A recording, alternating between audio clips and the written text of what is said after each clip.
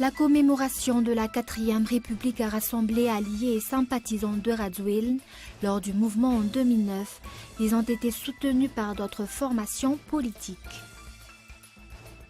Les échauffourées entre la gendarmerie et la population de Mourdave, qui ont commencé hier, se sont soldées par des pillages ce jour. La situation se complique. La principauté de Monaco est aux anges. Charlène, l'épouse du prince Albert, a mis au monde hier des jumeaux, une fille et un garçon.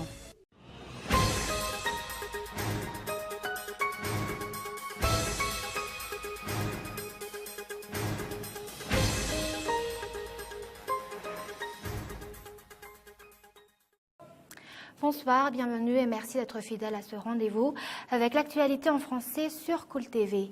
À la une de ce journal, la commémoration de la 4e République a rassemblé alliés et sympathisants de Radziwiłł. Lors du mouvement en 2009, ils ont été soutenus par d'autres formations politiques. Une nouvelle alliance serait-elle en train de naître? En tout cas, les propos recueillis à Mudvun ne sont pas rassurants pour le pouvoir. C'est un reportage de Irina Rapaji. 10 jours après sa dernière apparition en public, Radziwiłł se dévoile enfin. Autour de lui, ses alliés ont confirmé leur position d'opposants. Plus que jamais agressif contre le régime, Radziwiłł accuse son successeur de ne pas écouter la voix du peuple. En ce qui concerne la réconciliation, ne mâchant pas ses mots, il dénonce l'hypocrisie des tenants du pouvoir. Jean-Louis Robinson a lui aussi répondu à l'appel des alliés du MAPAR. Il a affirmé que si l'alliance se forme entre ceux qui ont été présents à Mudvun à ce jour, le régime actuel n'a plus de rempart contre lequel s'adosser. Les grands partis révélés par la dernière présidentielle ont été représentés à Mudvun, comme pour marquer leur soutien à Radziwiłł. Pour ceux qui étaient venus pour remplir leur devoir de mémoire envers le combat commun, pour l'avènement de la 4e République, cette date du 11 décembre ne doit pas être jetée aux oubliettes. Adzwanji Anenarvé, président national du parti VPM Malagas Miaramiang, dit ne pas être contre les personnes, mais contre les idées et idéologies qui ont conduit le pays vers un désastre politique. On a entendu le président parler d'un programme national de développement. Enfin, à ce jour, on attend toujours ce programme national de développement. On a entendu le retour des aides extérieures. On attend toujours. Je ne suis pas aux affaires, donc je ne sais pas. C'est là-dessus que le gouvernement devrait s'expliquer devant la population. Les adversaires, si le sang du président de la République semble lui avoir coupé l'herbe sous les pieds, demain la mouvance Ravalman compte également tenir une manifestation réclamant la libération de leur président fondateur de sa détention. Les échauffourées entre la gendarmerie et la population de Mourdave qui ont commencé hier se sont soldées par des pillages ce jour. La situation se complique. Le Premier ministre annonce un renforcement de l'effectif des forces de l'ordre. Reportage. Le gouvernement prendra en charge les victimes des échauffourées de Mourdave, déclare ce jour le Premier ministre. Des soins et des aides financières sont prévus à cet effet. Par ailleurs, Koulroger a annoncé que l'effectif des gendarmes sera renforcé sur les lieux. Selon le colonel Henri Zaf du command de la gendarmerie à Mourdave, 400 tonnes de sucre ont été pillées dans l'usine de la Sucoma. Selon les sources officielles, les arrestations ont commencé. 7 personnes sont actuellement en détention après les pillages. Hier, les dégâts se soldent par 3 morts, dont 1 étudiant. 10 blessés sont déplorés. Mourdave est actuellement une ville morte. Les responsables au sein du ministère de l'Industrie n'ont pas donné leur version. Ils se sont rendus dans l'usine il y a quelques jours et ont déclaré à la presse que la situation était sous contrôle. À titre de rappel, cette situation a été déclenchée par une revendication salariale repoussée par les employeurs. Les partisans de l'ancien président Marc Ravalman se donnent rendez-vous demain à 10h dans l'enceinte de Magro. Ces partisans comptent de faire des manifestations pour fêter l'anniversaire de l'ancien président, qui est toujours placé en résidence surveillée à Tzranan.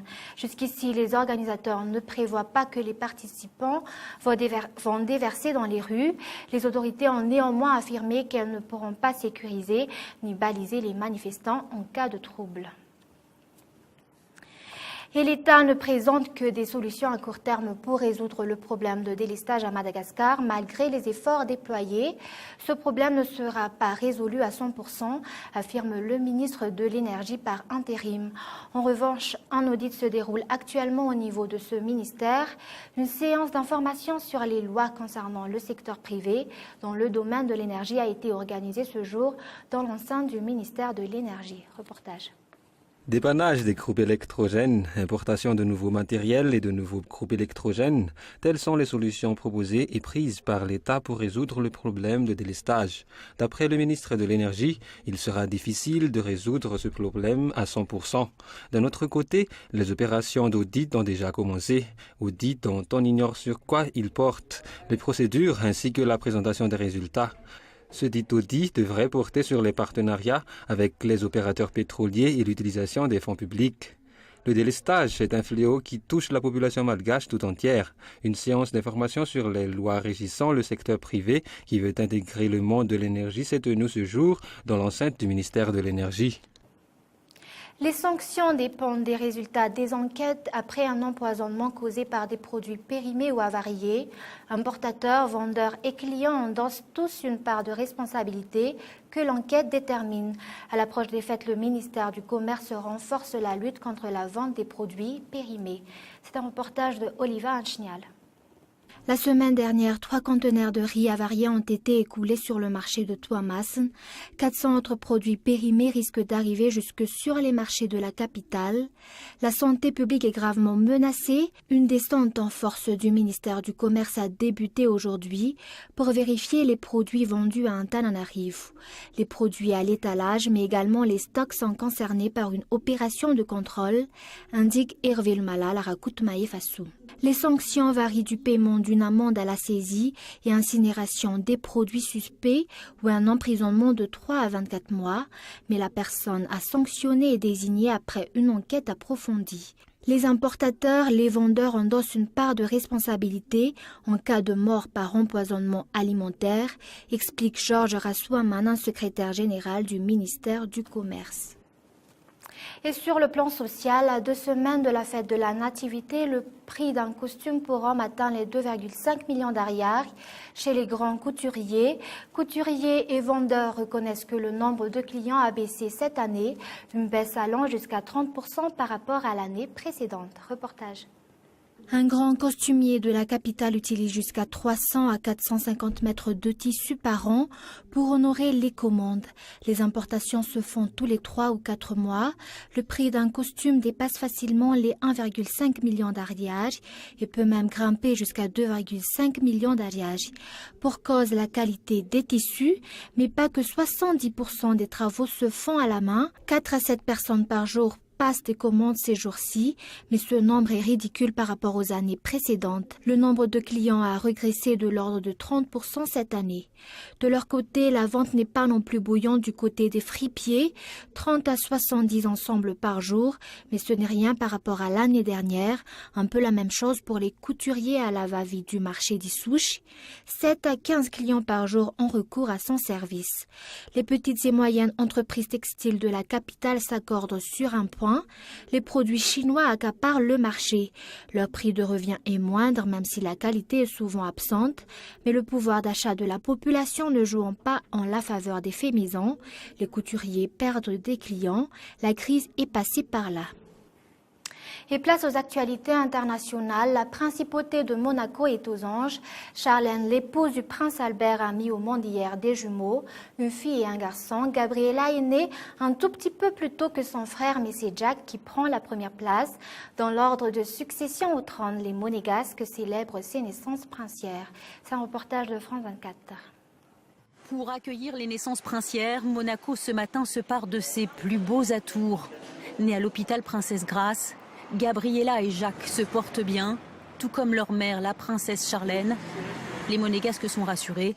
Le prince Albert a 2 héritiers.